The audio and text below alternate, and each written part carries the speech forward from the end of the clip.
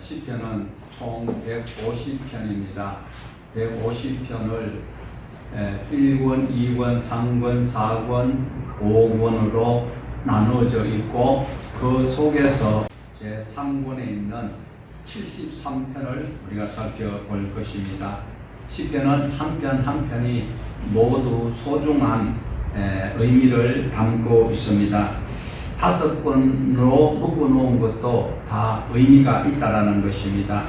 1권과 2권은 다윗이 하나님의 기뻐하시는 사명을 감당하여 하나님의 나라가 왕성하게 이루어질 것이고, 또 다윗이 그렇게 노래를 불렀던 그 소망을 통하여 이 시편을 읽는 모든 사람도 기대를 가지게 하는 책이 바로 1권과 2권이었습니다. 그런데 2권의 마지막 72편 마지막 20절에 보면 이새의 아들 다윗의 기도가 끝났다라고 마무리를 짓고 있습니다.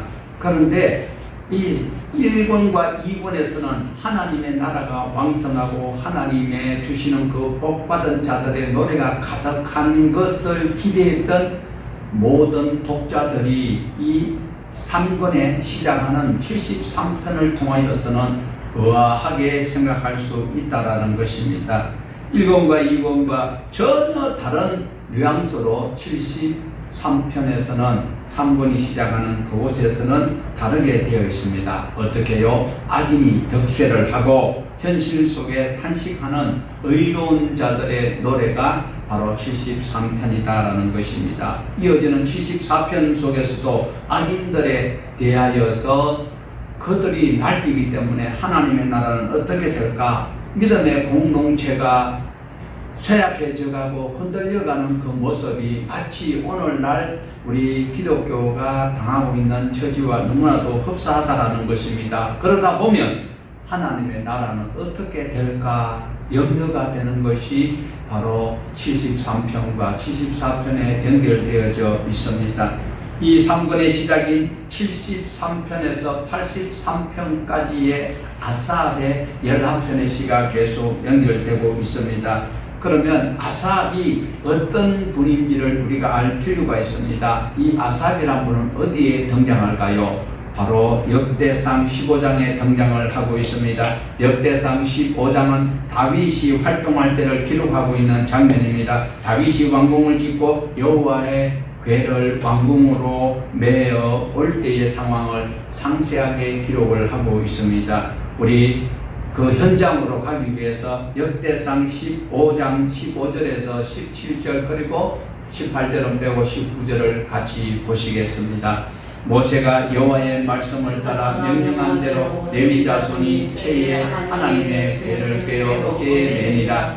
다윗이 레위 사람의 그의 형제들을 노래하는 자들로 세우고 비파와 수금과 재금 등 악기를 하셔서 즐거운 소리를 크게 내라 하매 레위 사람이 노래의 아들 헤만과 그의 형제 중 메리아의 아들 아삽과 그의 형제 머라리 자손 중에 우사야의 아들 에단을 세우고 노래하는 자 헤만과 아삽과 에단은 노재금을 크게 치는 자요.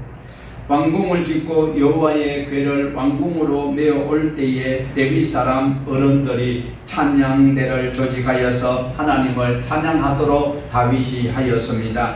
그러니 찬양대원이 그리고 악기를 다루는 사람이 누구인가? 이때에 등장하는 것은 바로 베리아의 아들 아삽, 그리고 아삽의 선조는 누구일까요? 바로 레위다라는 겁니다. 그리고 우리 연이어서 대상 16장을 우리가 4절과 5절 보십시다. 또 레위 사람을 세워 여호와의 궤 앞에 섬기며 이스라엘 사람 여호와를 칭송하고 감사하며 찬송하게 하였으니 아삽은 우두머리요 고담은 스가랴요 여이엘과 스미라목과 여이엘과 마띠디아와 엘리압과 버나냐와 오베데돔과 여이엘이라. 비파와 수금을 타고 아삽은 세금을 깊게 치고.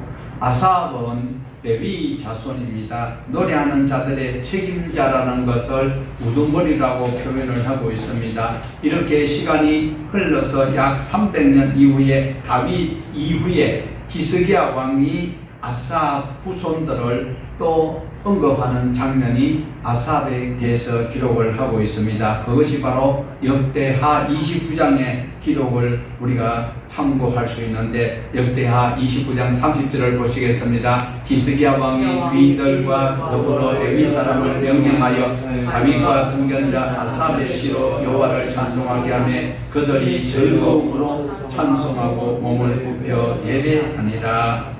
히스기야 시대 때에 이런 일이 있었다라는 겁니다.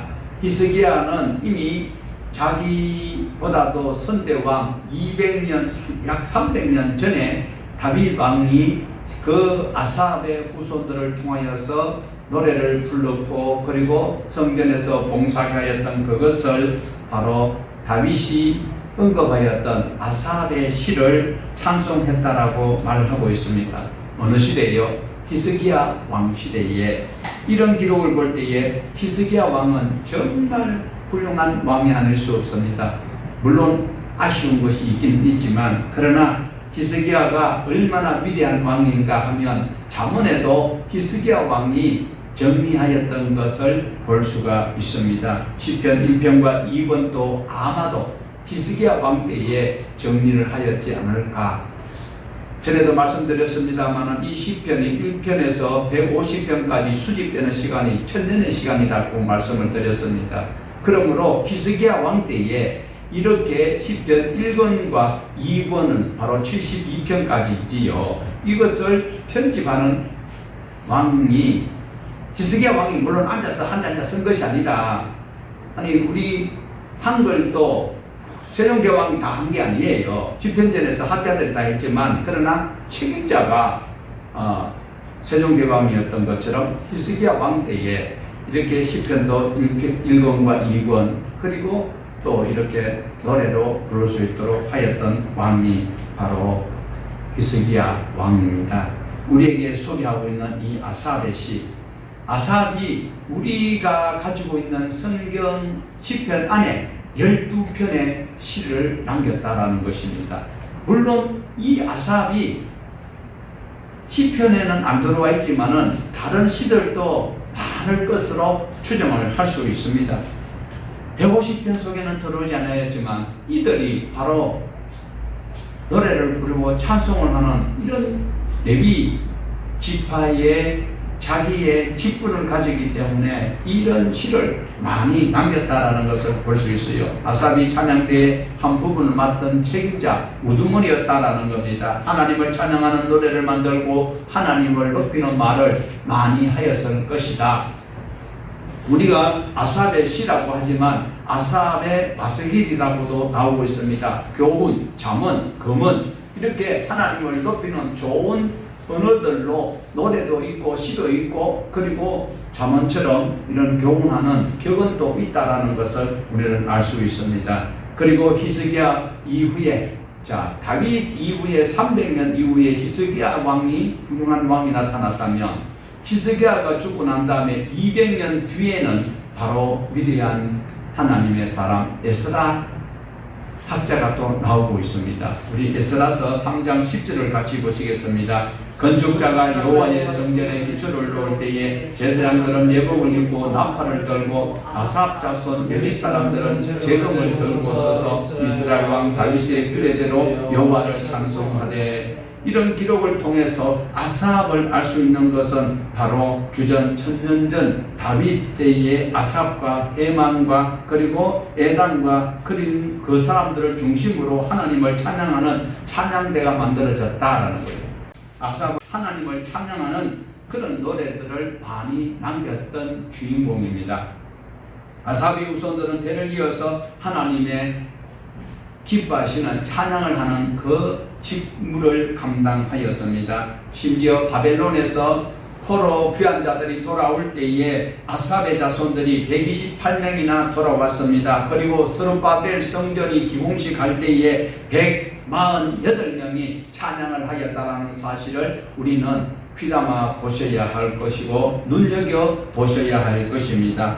우리가 보는 12편의 아삽의 시들이 다윗 시대에 아삽의 시만 있는 것도 볼 수 있지만 후대들이 남긴 시도 있다라는 것을 눈여겨 보셔야 합니다. 오늘 3권에서 소개하고 있는 아삽의 이 시는 바로 이방 나라로 인하여서 성전이 불타고 회파되고 포로로 잡혀가는 예루살렘이 돌무더기가 되는 그런 안타까움을 노래를 하고 있습니다. 물론 다윗 시대에는 이방 나라들이 침범하지 못했고 예루살렘 성전을 무너뜨리지 못하였어요. 다윗 때는 예루살렘 성전이 없었습니다. 솔로몬 시대 때에 성전이 이루어졌지만 그러나 그때 일어났던 일은 아니고 이후에 일어났던 것을 아삽이 안타까운 마음으로 노래를 부르고 있습니다. 이 아삽의 시에서 우리가 이제 제3권 전체적인 분위기를 이해하기 위해서는 조용히 우리가 읽어보셔야 할 것입니다. 이때의 시편 74편 안타까운 마음으로 아삽의 시를 우리가 볼 것 같으면 아삽의 심정을 이해를 할 수 있습니다. 1권과 2권에서는 다윗의 언약이 완성이 되고 하나님의 나라가 완성될 것이라고 노래 불렀다면 바로 3권에서는 낙심하는 것, 정말 안타까운 현실을 노래하고 있는 우리 74편 1절에서 11절까지 보시도록 하겠습니다. 하나님이여 주께서 어찌하여 우리 영원히 버리시나이까? 어찌하여 주께서 기르시는 양을 향하여 신유의 예비를 품으시나이까? 예적부터 얻으시고 속량하시고 주의 기업의 지파로 삼으신 주의 회중을 기억하시며 주께서 계시던 시온산도 생각하소서. 영구히 파멸된 곳을 향하여 주의 발을 옮겨 놓으소서. 원수가 성소에서 모든 악을 행하였나이다. 주의 대적이 주의 회중 가운데서 떠들며 자기들의 깃발을 세워 표적으로 삼았으니 그들은 마치 도끼를 들어 잠임을 빼는 사람 같으니라. 이제 그들이 도끼와 철퇴로 성소의 모든 조각품을 쳐서 부수고 주의 성전을 불살하며 주의 이름이 계신 것을 덮여 땅에 엎어나이다. 그들이 마음속으로 이르기를 우리가 그들을 침멸하지 않고 이 땅에 있는 하나님의 모든 회양을 불살하이다. 우리의 표적은 보이지 아니하며 선지자도 더 이상 없으며 이런 일이 얼마나 오래될지 우리 중에 아는 자도 없나이다. 하나님이여 대적이 언제까지 비방하겠으며 원수가 주의 이름을 영원히 욕하리까? 주께서 어찌하여 주의 손 곧 주의 오른손을 거두신 주의 품에서 손을 떼내시어 그들을 멸하소서. 아삽의 시 1절에서 11절까지 잠깐 보았습니다. 주의 대적이 성소를 불살랐다고 이야기를 하고 있습니다. 어떤 상황일까요? 좀 더 구체적인 상황을 노래하는 것은 바로 79편 아삽의 시인 것입니다. 79편을 보면 당시 상황을 더 우리에게 소상하게 알려줄 수 있습니다. 지금으로부터 대략 한 2600년 전 상황인데 우리가 조금 상황을 확대하여서 우리 시대로 생각해 본다면 정말 너무나도 흡사한 것을 볼 수가 있습니다. 비슷한 상황이기 때문에 아삽의 시를 통하여서 현재를 바라볼 수가 있습니다. 하나님께 가급적 우리가 어떤 마음으로 기도를 하여야 할 것인지 우리가 볼 수 있는 것이 바로 79편입니다. 하나님이여 이방 나라들이 주의 기업의 땅에 들어와서 주의 성전을 더럽히고 예루살렘이 돌무더기가 되게 하였나이다. 그들이 주의 종들의 시체를 공중의 새에게 밥으로 주의 성도들의 육체를 땅의 짐승에게 주며 그들의 피를 예루살렘 사방에 물같이 흘렸으나 그들을 매장하는 자가 없었나이다. 우리는 우리 이웃에게 비방거리가 되며 우리를 애워싼 자에게 조소와 조롱거리가 되었나이다. 여호와여 어느 때까지니까? 영원히 노하시리이까? 주의 질투가 불붙듯 하시리이까? 주를 알지 아니하는 민족들과 주의 이름을 부르지 아니하는 나라들에게 주의 노를 쏟으소서. 그들이 야곱을 삼키고 그의 저소를 황폐하게 함이니이다. 우리 조상들의 죄악을 기억하지 마시고 주의 긍휼로 우리를 속히 영접하소서. 우리가 매우 가련하게 되었나이다. 우리 구원의 하나님이여 주의 이름의 영광스러운 행사를 위하여 우리를 도우시며 주의 이름을 전가하기 위하여 우리를 건지시며 우리 죄를 사하소서. 이방 나라들이 어찌하여 그들의 하나님이 어디 있느냐 말하나이까. 주의 종들이 피 흘림에 대한 복수를 우리 목전에서 이방 나라에게 보여주소서. 갇힌 자의 탄식을 주의 앞에 이르게 하시며 죽이기로 정해진 자도 주의 크신 능력을 따라 보존하소서. 주여, 우리 이웃의 주를 비방한 그 비방을 그들의 품에 7배나 갚으소서. 우리는 주의 백성이요 주의 목장의 양이니 우리는 영원히 주께 감사하며 주의 영예를 대대에 전하리이다. 어떤 상황인 것 같습니까? 앞부분을 살펴볼 때는 마치 예레미야 애가를 읽는 것 같습니다. 예레미야 시대에 성전이 유린을 당하고 많은 사람이 피 흘리며 죽어갈 때에 눈물을 흘리며 하나님 앞에 노래하였던 이 애가나 예레미야 애가나 이 아삽의 시가 너무나도 흡사하다라는 것입니다. 79편도 주의 성전이 더럽혀지고 예루살렘이 돌무더기가 되고 주의 종들의 시체를 장사해 줄 사람이 없는 이런 시대, 주의 성도들의 육체를 땅에 짐승의 밥으로 줄 수밖에 없는 이 죄악이 난무한데 하나님께서는 어찌 가만 계시는 것 같다라는 겁니다. 이 시대를 직접적으로 들여다볼 수 있는 그때의 왕은 누구였습니까? 바로 마지막 왕 시드기야 왕이었습니다. 바벨론이라는 나라에 의하여서 다윗의 왕조가 끝장이 나는 안타까운 현실을 노래로 우리에게 보여주고 있습니다. 성전은 파괴되고 이방인들이 그야말로 성전을 짓밟고 피를 온 처지에 발라놓는 이런 안타까운 이런 일들이 생길 때에 하나님이여, 다윗의 언약은 어떻게 됩니까? 하나님의 나라는 어떻게 될 것입니까? 탄식하는 이런 분위기, 바로 3권의 여러 편이 등장을 하고 있습니다. 그들의 현실이 지금 현실과 너무나도 흡사합니다. 이것은 이방인들이, 교회 바깥의 사람들이 그런 것이 아니라 교회의 지도자들부터, 그리고 교회에 다니는 성도들로부터 교회가 이런 유린을 당하고 있는 것이 하나님의 말씀을 바로 알지 못하기 때문에 일어나고 있다는 것입니다. 어느 시대나 고통의 시대는 있을 수 있습니다. 어떻게 보면 아삽의 노래는 바로 이 시대에 경고하는 하나님의 말씀일 수 있습니다. 이것을 즐겁게 기타치며 노래 부를 수 있는 것이 아니다라는 것입니다. 정말 뼈를 깎고 살을 애우며 하나님 앞에 살려달라고 회개하며 불러야 될, 정말 우리가 하나님 앞에 눈물로 호소해야 되는 말씀인데도 시편은 그냥 어떤 드라마틱하게 묵상하려고 하고 있습니다. 지금 우리가 겪고 있는 고난과 비교할 수 없는 그 시대였습니다. 지금 믿음의 사람들이 얼마나 어렵게 하나님을 노래하고 하나님을 찾고 있는 이들의 신앙을 우리가 본다면, 지금 불평한다면 지옥도 아깝다라고 할 수 있습니다. 오늘 시편 제3권, 특별히 73편을 통해서 하나님을 신뢰하며 정직한 자들이 정결하게 살려고 노력을 하지만은, 그러나 이해할 수 없는 일들은, 믿음으로 살려고 하는 자들은 다치기도 하고 경제가 손실되기도 하는데, 악한 자들은 더 잘 되고 더 좋은 집에 살고 더 좋은 자리 타고 더 큰 교회를 짓고, 말씀대로 살려고 하는 교회는 성도들이 더 편하게 살려고 복을 많이 주는 교회로 다 가버리고 있다라는 것이 바로 73편을 빗대어서 우리가 말할 수 있을 것입니다. 이해할 수 없는 세상 일로 인하여서 괴로워하는 자들이, 믿음으로 사는 자들의 탄식이 바로 73편에 볼 수 있다라는 겁니다. 하나님께서는 말씀을 붙들고 있는 그들을 결국은 내가 생각하는 그 시기보다는 늦지만은 하나님께서 보상하는 것을 분명히 볼 수가 있습니다.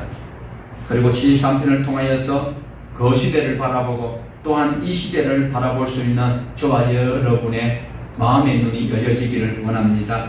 우리 73편 제가 또 다시 읽을 테니까 여러분 한번 따라와 보세요. 아삽의 시입니다.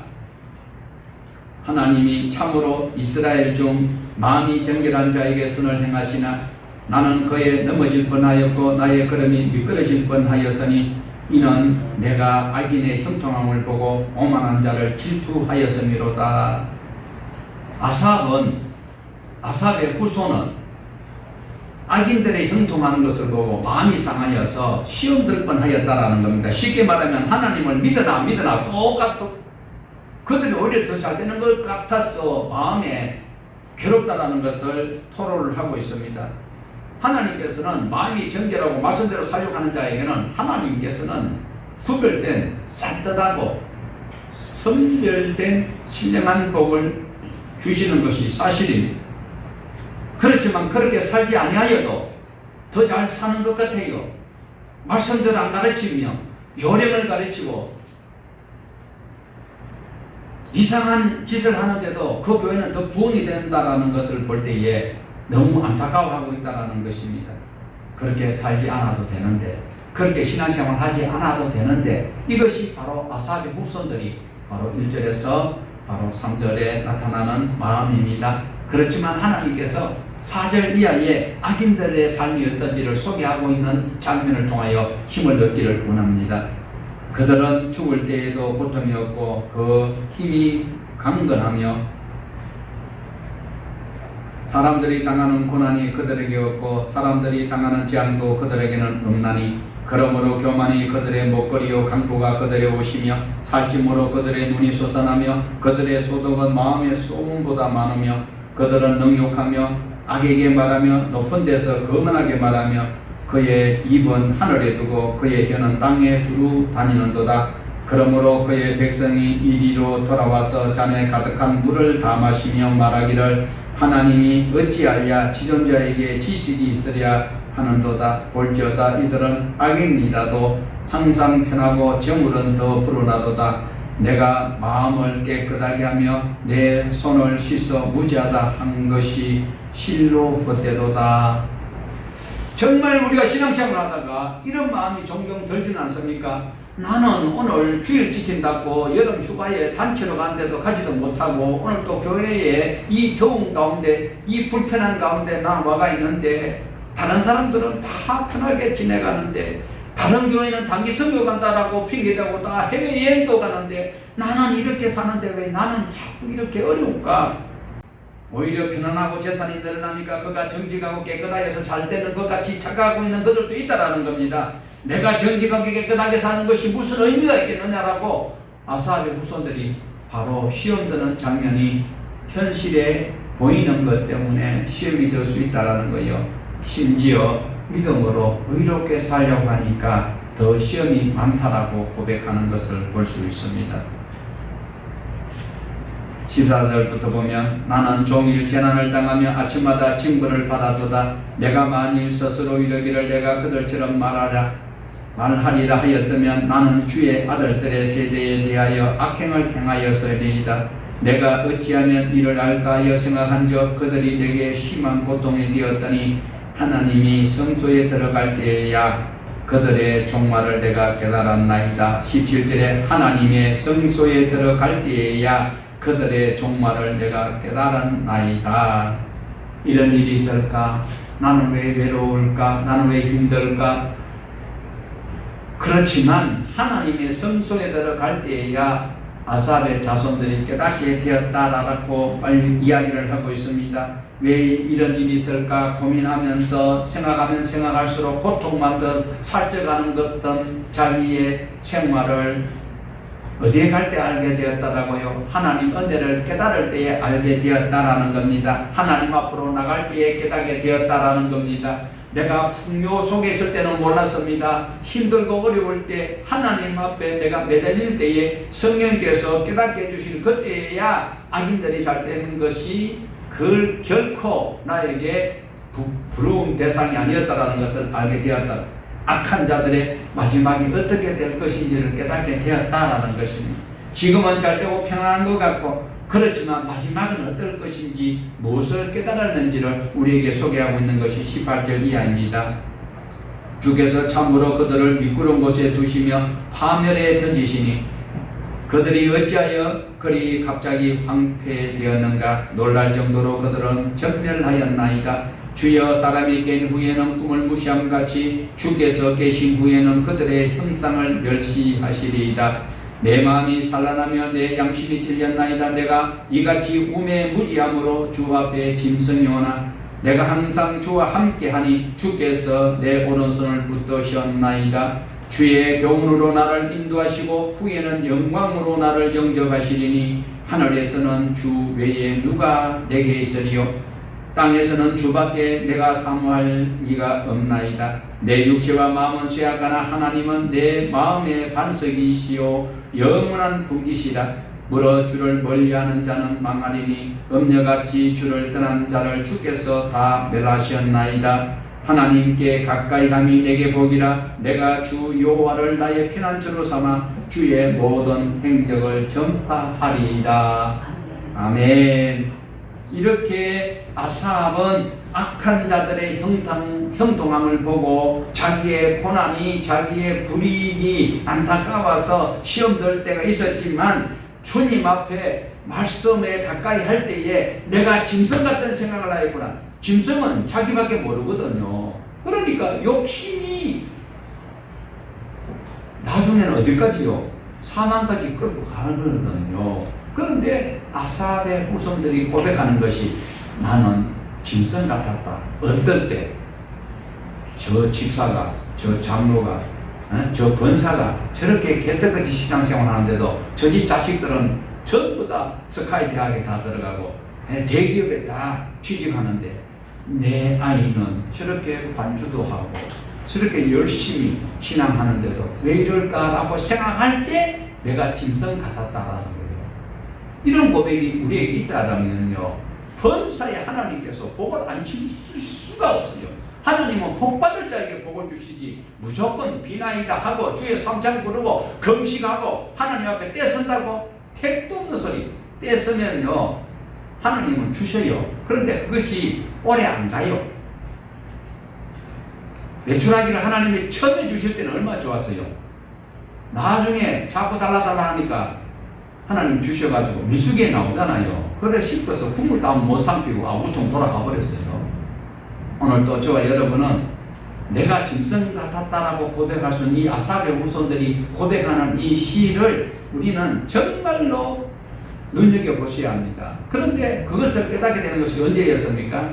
바로 하나님 앞에 내 자신을 말씀으로 비춰볼 때에 그 복을 누리게 되었다라는 거예요. 그 깨달음을 깨달을 때에 입술에 찬양이 있었습니다. 하박국 선지자가 그랬습니다.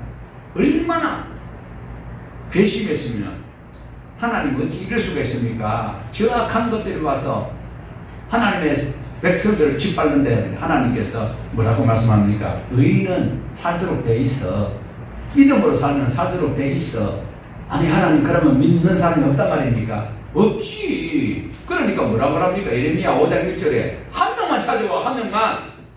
대한민국 1200만이라고 그 소리 하지 말아요. 주 여호와께서 나의 피난처로 삼으심을 주님께 피하는 자에게 그 행적을 주님께서 보장해 주시는 것을 나는 전파하겠다라고 고백할 수밖에 없다라는 겁니다. 주님을 찬양하면서 살겠다라고 노래하는 자가 바로 아삽입니다. 그러니까 시세타령하지 말자고요. 우리 형편을 보고 우리 교회 형편을 보고 시세타령하지 말라니까요. 하나님을 노래할 수 있어야 돼요. 오히려 이렇기 때문에 하나님의 복밖에 받을 것 없다. 아삽이라는 사람이 오늘 우리에게 이 고백을 하도록 이런 재촉을 하고 있습니다. 우리도 예전에는 이런 고백을 아니요 조금 전에도 지금도 나는 왜 이럴까 우리 집은 왜 이럴까 이런 생각할 수도 있었지만 이제 이 시간 이후로는 나는 어떻게 해요? 우리 28절 다시 한번 볼까요? 하나님께 가까이 하니 내게 복이라. 내가 주 여호와를 나의 피난처로 삼아 주의 모든 행적을 전파하리이다. 전파하는 것이 무엇입니까? 창세기부터 요한계시록까지 하나님의 말씀을 읽고 듣고 배우고 나가서 가르치는 것이 바로 전파하는 거예요. 하나님을 가까이 하는 것이 복이라는 것을 알았기 때문에 악한 자의 형통함을 마음에 빼앗기지 않겠다고 찬양을 하고 있습니다. 우리의 마음을 붙드시는 분은 누굽니까? 하나님이십니다. 하나님이 우리를 붙들고 계시기에 어떠한 상황이 있더라도 흔들리지 아니하여야 되는데 우리 신앙은 밑이 낮으면 널뛰듯이 뛰고 있으니까 이게 보통 안타까운 일이 아닙니까? 어떤 때는 하나님도 감당치 못할 믿음이 막 보이는데 어떤 때는 지옥에서도 받을 수 없는 이런 악한 생각을 가지는 자들이 우리 그리스도인들의 모습이 아닐까. 하나님이 붙들고 계시는 신앙인이 되시기를 주님의 이름으로 축원을 드립니다.